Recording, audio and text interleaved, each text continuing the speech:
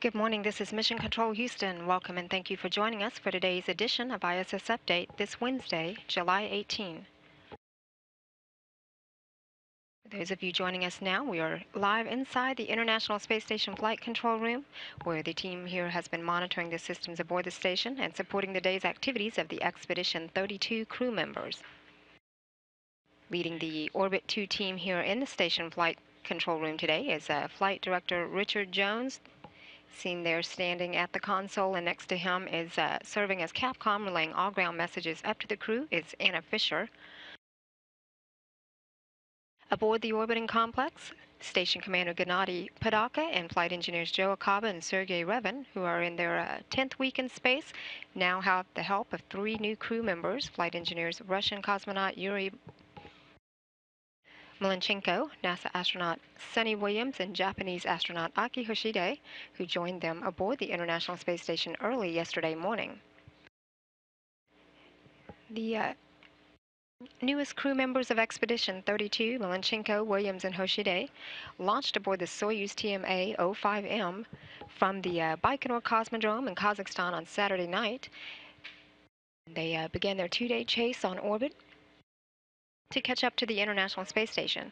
The Soyuz is now docked to the Rossviet module of the space station, having docked at 11:51 p.m. late Monday night, with hatch opening early yesterday morning at 2:23 a.m. Central Time. Meanwhile, they're aboard the station to greet their new crew members. Commander Padaka with the flight engineers Sergei Revin and Joe Akaba launched to the orbiting complex aboard their Soyuz spacecraft as the Expedition 31 crew in May. Their vehicle docked to the Poisk module, seen here in this view as the TMA-04M.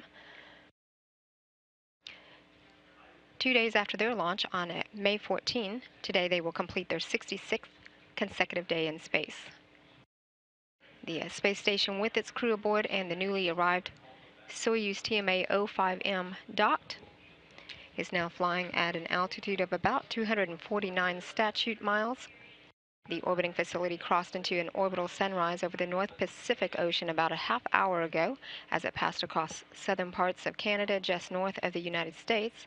It is now making a southeastern track just across the North Atlantic Ocean on the between the west coast of Africa and the east coast of Brazil. Prior to the Expedition 32 crew waking up, the ground used the automated transfer vehicle 3 thrusters to perform a nominal reboost of the station. The reboost placed the ISS in the correct orientation for the accelerated 48 Progress single-day rendezvous. The reboost was done with a burn duration of 19 minutes and 25 seconds. This reboost raised the altitude of the station to about 249 statute miles.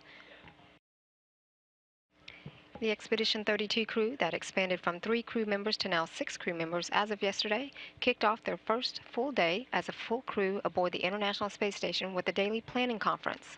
These daily planning conferences are held with ground controllers at mission control centers around the world to review the day's activities. After a 14-hour rest period that put them back on the normal station operations clock,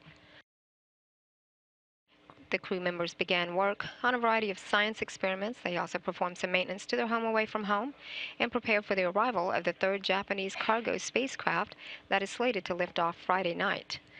Launch time is scheduled to take place at 9:06 p.m. Commander Padaka spent some time this morning transferring wastewater to the Rodnik tank of the Progress for eventual disposal. He performed his exercise and also began some handover activities of the Russian segment with Revin and Malenchenko.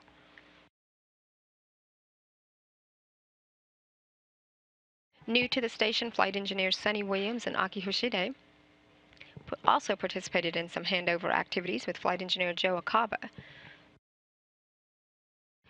Williams, Hoshide, and Malenchenko started familiarization with onboard exercise equipment and also reviewed their countermeasure exercise plans. Exercise for long-duration crew members is essential to maintain their health and mitigate the negative effects of microgravity on their bodies. The onboard gym is equipped with a treadmill, a stationary bicycle, and a strength trainer known as the Advanced Resistive Exercise Device that simulates weightlifting on Earth. The trio also spent more time with station adaptation and familiarization. Much of today's work is focused on the pending arrival of the new cargo ship that is slated to launch to the International Space Station Friday night. The Japanese H-2 Transfer Vehicle 3, or the Kunitori 3, is scheduled to launch from Tanegashima Space Center in Japan Friday night at 9:06 p.m. Flight engineers Joe Akaba, Sonny Williams, and Aki Hoshide participated in an HTV3 timeline conference. This is to review the upcoming cargo ship's arrival. They then participated in some onboard training of the vehicle's rendezvous and approach. Aki and Joe Akaba are presently working on some of the training with the robotics training. Williams also had spent some time to begin work and review for science research. One of these investigations, known as In Space 3, looks at the changes of physical properties of colloids and fluids in response to their magnetic fields. The research has possible technological application in structure design here on Earth, structures such as bridges and buildings to better withstand earthquake forces. Williams also reviewed procedures of onboard research known as BASS, burning and suppression of solids, that studies the characteristics of a wide variety of fuel samples in microgravity. These research results may aid in the design of fire detection and suppression systems in microgravity here on Earth. On the Russian side of the house, flight engineer Sergei Revin worked with several ongoing experiments, one of which is known as the bar experiment. This experiment looks at methods and instruments for detecting the location of loss of pressure aboard the station. And also, flight engineer Malenchenko spent some time transferring items that was brought up on the newly docked Soyuz TMA-05M vehicle.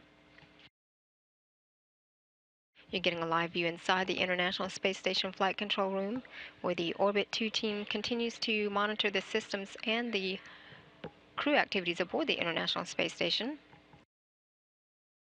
Later today, the Expedition 32 crew will participate in a few recorded messages that will be downlinked for later use. The crew members will do some evening prep work before their evening meal and pre-sleep period. They also will participate in their final daily planning conference before bedtime.